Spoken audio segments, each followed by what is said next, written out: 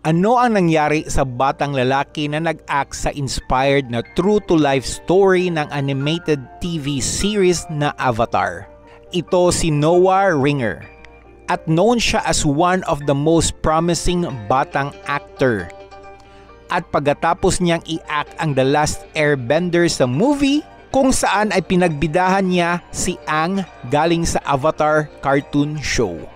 At narating niya ang net worth ng $2 million at nalagay siya sa potential na sumisikat na young star sa Hollywood.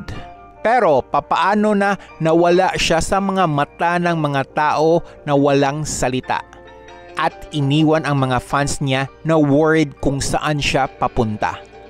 So, ano kaya ang nangyari sa batang actor na ito? At ano ang itsura niya ngayon pagkatapos ng ilang taon? Kung saan si Noah Ringer ay 10 taong gulang noon, ang kanyang ina ay nag-decide na i-enroll ang anak niya sa isang martial arts school para malaman ang taekwondo. Kung saan siya ay naging magaling at naging black belt holder sa edad ng 12 years old. At dahil sa pagpapakalbo nito, ang kanyang mga kaibigan at pamilya ay tinatawag siyang Avatar. Kasi ang bida doon sa show ay isang kalbo.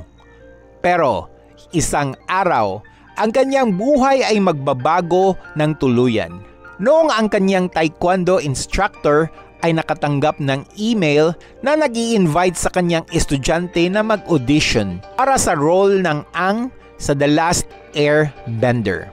At ang instructor ni Noah ay sinabihan kaagad siya na mag-try out.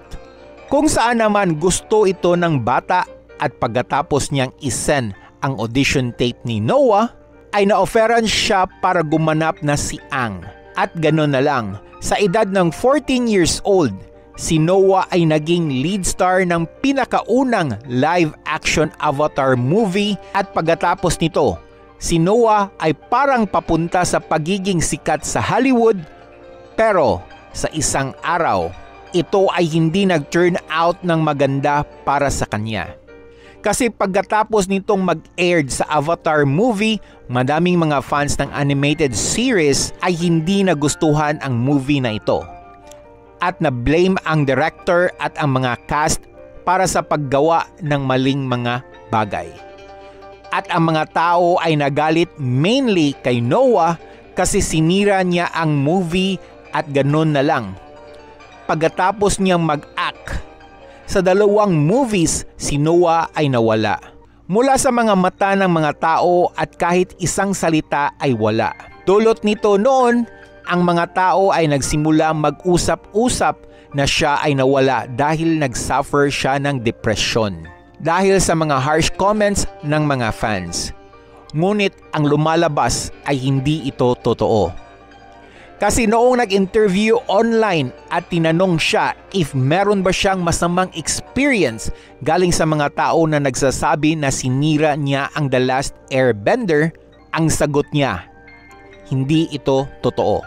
Lumalabas ay hindi talaga siya apektado sa mga negative comments kung saan pagkatapos ng movie ay umuwi siya sa kanilang hometown at nagpatuloy sa pag-aaral.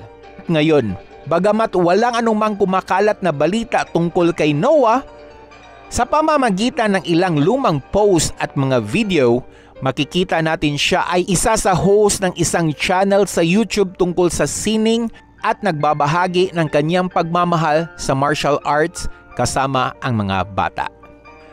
Kung nagustuhan niyo ang content natin ngayon, paki-comment ng yes.